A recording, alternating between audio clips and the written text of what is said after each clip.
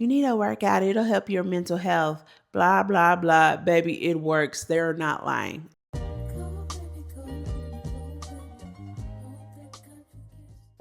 Hey, beautiful. Welcome back or welcome to my channel. My name is Morgan J, and this channel is going to be your safe space to grow into your best self through faith, style, confidence, and a little bit of flair. So if that is something that you're interested in, please go ahead and hit the subscribe button and join the family. And if you enjoyed today's video, please go ahead and hit that like button. Hey, sister girl. So let's get into today's video. In order to be our best, most confident self this year, we're going to have to come up with a wellness plan, a plan that not only allows us to glow up, and I put it in quotations because we all know glow up is such a popular term, but this plan will allow us to have stability and structure this year so that we can go out and achieve all of our goals and be our most confident self. In our new wellness plan, we're going to have two categories. One for physical wellness and two for spiritual wellness, because you can be the prettiest, the most finest, the most fittest girl in the world this year. But what is the glow ball for if you do not start with doing the inner work? Let's think of this season as not just transformation, but alignment. Think of it as not just glowing up, but also being grounded. We're going to start with step one, creating our physical plan. Okay, girls. So with the physical component in our plan, we are going to break down that into three different pillars. One is going to be movement, one is going to be nourishment, and the third one is going to be rest and rhythm. I decided to break it up into three pillars because it makes it more realistic. You're able to really define the goals within those pillars. And again, make this a plan that you will be capable of following through with. These are my three pillars. Maybe you want a different pillar, girl, go for it. Add whatever, but we're just, again, breaking it down into three simple pillars. That way you can track the progress of each pillar. So with the movement pillar, I named it movement because movement reminds me that my body is capable, as opposed to dreading of doing a workout. Movement reminds me what my body is capable of. Being able to move my body makes me so grateful because I know that it's not possible for everyone. Everybody doesn't get the ability to wake up and to stretch, to wake up and take a step. So it makes me a very, very, very grateful girl when I start to move my body as opposed to having to do a workout. So that's why I named it movement.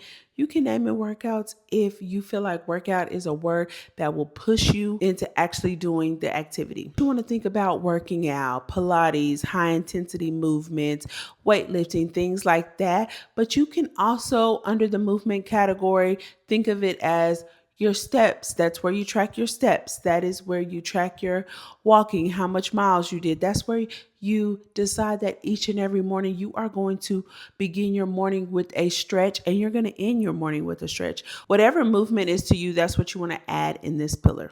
And the good thing about this pillar is movement, you will start to see results because your mind is more regulated, because those endorphins are a real thing. I used to roll my eyes at people who were like, you need a workout, it'll help your mental health. Blah, blah, blah. Baby, it works. They're not lying. Okay. When my mental health is the best, it's when I am on my walking pad daily. It's when I am taking walking breaks while I'm at work. It is when I am lifting a weight or two. That is when my mental health is at its peak. So they're not lying. Also, another benefit of working out is it boosts your confidence, because you look better, your mind is better, so you feel better, and it helps your posture. So you're sitting up straight, you're walking the way you want to walk, your head is held up, your shoulders are back, and you are strutting because you are so confident, because guess what? You are pouring into yourself through the movement pillar. So it works. The second pillar is nourishment. So under this category, I don't want you to think about it being so restrictive. I want you to think about it as self-care. Like it's like you're giving your body exactly what it needs to fuel your day. I hope that makes sense because it can seem restrictive, like cutting out sugar if you love a good cookie every now and again, or not eating fried foods when you know you love a good chicken wing. So don't look at it as that. Look at it as the more I fill my body with better fuel foods, the more energy I have. I had to look at it like that because look, I like what I like. My favorite thing is a Tiff treat on the weekend. Okay. I really could eat a Tiff treat cookie every day, but we cannot do that. Okay. So I'm not restricting myself a Tiff treat cookie. I am limiting the amount of cookies and the amount of times I eat those cookies in that month. I usually base it on months. That way I can track everything. So again, we're thinking of fueling our bodies the right way, but not restricting ourselves. Listen, as of last week, I was eating chocolate after chocolate after chocolate. If I zoomed in on this side of my face, it looks like a crunch bar. You know why? Because I didn't take the nourishment pillar seriously. So let this be a lesson that it's going to take some time. Everything's not perfect. I'm doing this wellness plan along with you as I'm telling you this. I am doing it myself. And some things are a learning curve for me, but let me tell you, one day I will master this. As long as every day we are trying to change our mindset towards food, towards wellness, and the last pillar, which I don't do very well at all. Sounds like I don't do well at any of these pillars, but again, we're creating this for ourselves this year because we will be our most confident self this year. Okay, so the third one is rest and rhythm. Put a finger down if you go, go, go, go, go until you burn out and then you crash and you really only have 4 hours to sleep before you have to be back at work the next day. I'm guilty. The thing about me is I'm going to run myself to the ground and be mad at everybody else because I ran myself to the ground. Sounds crazy. I know it's insane. I do the same things over and over and over and complain about the same things over and over when all I really have to do is learn how to, one, create a planner of the top 3 priorities that day and focus on those top 3 priorities. 2, learn how to time block. Time block your day. And number 3 is don't overdo it. Even if I have accomplished my top 3 of the day, I don't have to add more to my plate. You are allowed to rest. You are allowed to take a break. You are allowed to sit still in silence. Even God rested. Go read Genesis. He did all of these things day after day after day. And on the 7th day, he rested. So baby girl, get some rest. Even if you can't afford to take a whole day, take an hour, take a minute, take 30 seconds. Not 30 seconds, take 30 minutes.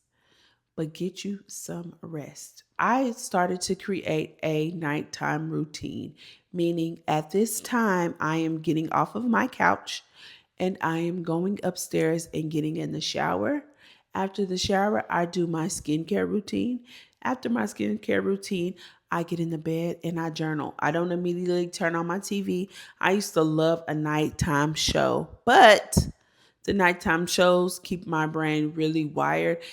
And struggling with ADHD, it has been vicious. So in order to quiet my brain down after my nice relaxing shower and skincare routine, also side tip, create a skincare routine that number 1, you could be consistent with, and number 2, that it is calming and enjoyable. I used to have these strenuous skincare routines that I used to dread to have to do before bed, and they were very obnoxious. So I dialed it back. I took it from trendy to what was fitting in my life, and that created a world of difference. After your skincare routine, you're getting in the bed and you're journaling. Maybe you are a read your Bible type of girl. I do that too. I journal and read my Bible.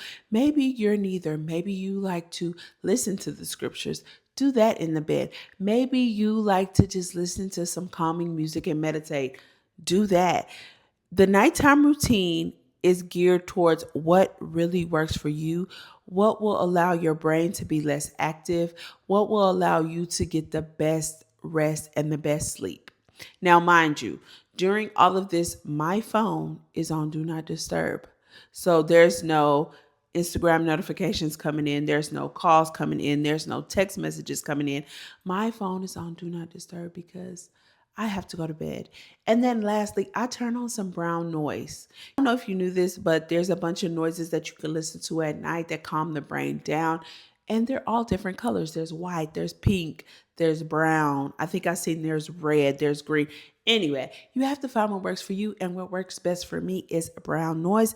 The pitch is a lot lower. Think of it as, you know, those old school TVs when you were little, well, if you're in your 30s like me or older, and the fuzz went on, you know, like if the what is it called? The antennas weren't picking up the signal, and that fuzz, that's what it sounds like. And I love it, and I get the best sleep of life. So I recommend creating a nighttime routine that will stick but allow you to get the best rest and wake up feeling energized. Oh, another tip is spray the bottom of that feet with that magnesium spray. You won't regret it. Spray it. I am not a melatonin or a sleep medicine type of girl. It actually counteracts, and I'll wake up too many times in the night. It's awful. So I'm not a melatonin. I am not that type of girl, but I am a brown noise and magnesium spray. Okay. Remember, try it and report back. Leave a tip down below that you do that has elevated your nighttime routine and allows you to get the best rest possible. I would love to either try it out or just hear about it. Now that we've built a simple but effective physical plan within our wellness plan, now it's time to move on to what I would deem as the most important. Again, it's up to you, but this is the most important to me. It is the spiritual plan. I believe when you're aligned and grounded and rooted in God, you will show up as your best self.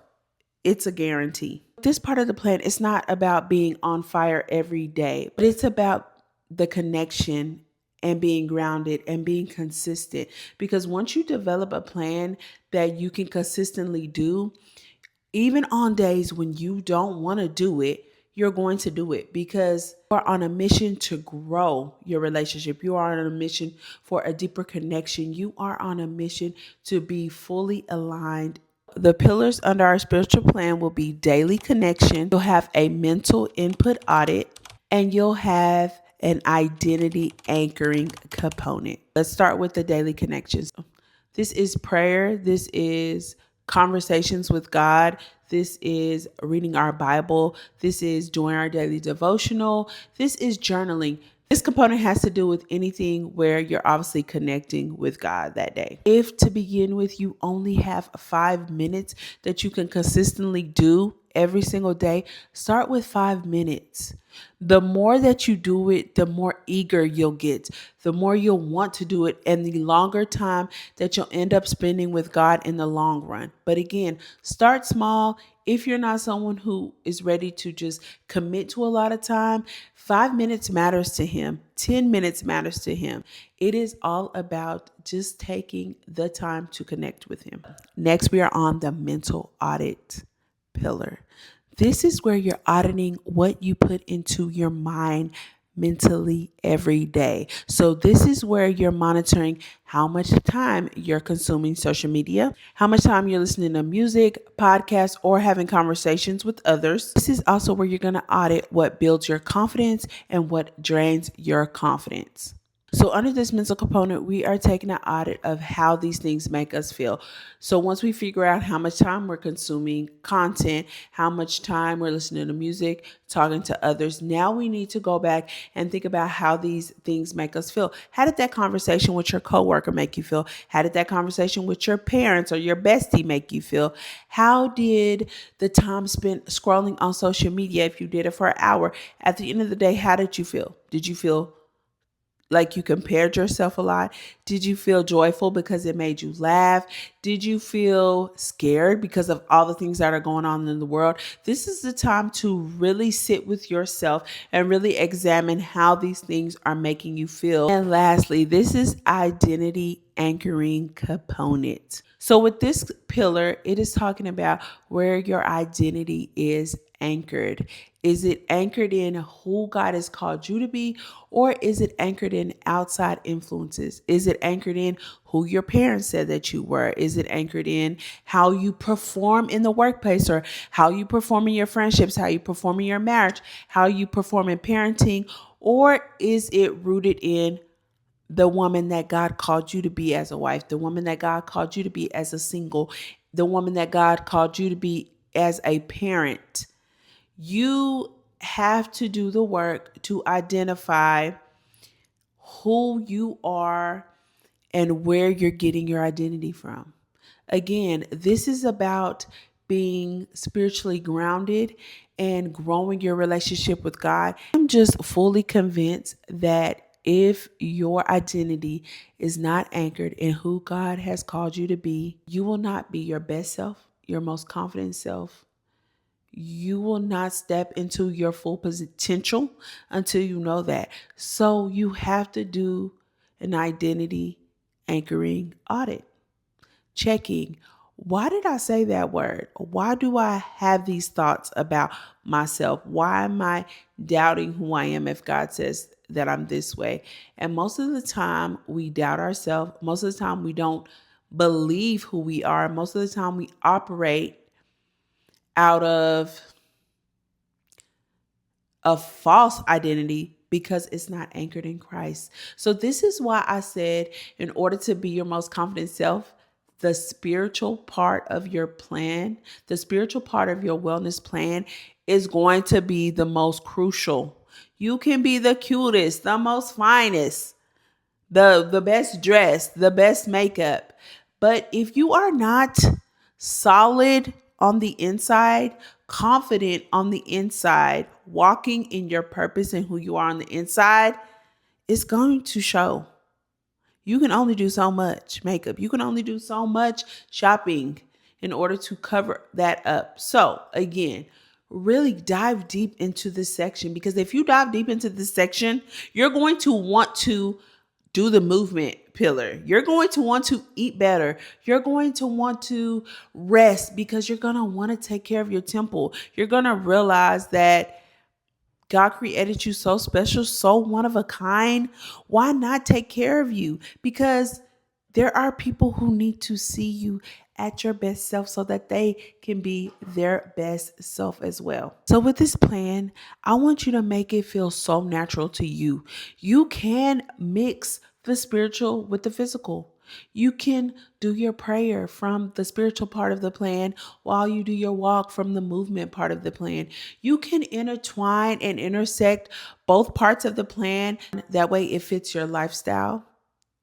And number two, that way you can at least know that you're accomplishing both parts of the plan. We need both in order to have a steady and consistent wellness plan. Okay, beautiful. I hope you enjoyed today's video. I hope that we are all becoming our best, most confident, most anchored, grounded selves this year.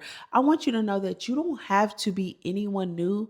You just need to take care of the person that you already are, physically and mentally. If you enjoyed today's video, go ahead and comment wellness and tell me what you added to your nighttime routine that took it from 0 to 10 and you are getting the best rest possible. I would love to know, and so will the other girlies. Don't forget, if you liked today's video, go ahead and give it a thumbs up, and don't forget to do everything with love.